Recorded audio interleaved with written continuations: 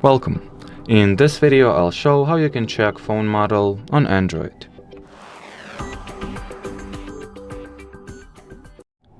So usually you are able to check your device's model name by launching settings and entering the About Phone or About Device category. Here in the device name, the default name that is set is actually your device model name, but not necessarily, since as you can see, you can edit it.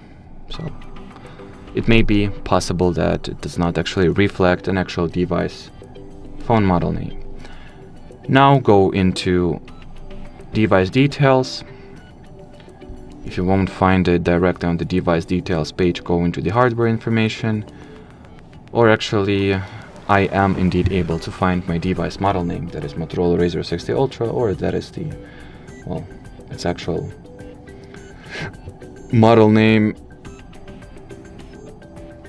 Here it is. Anyway, as far as this video goes, that will be it. So thanks for watching and bye bye.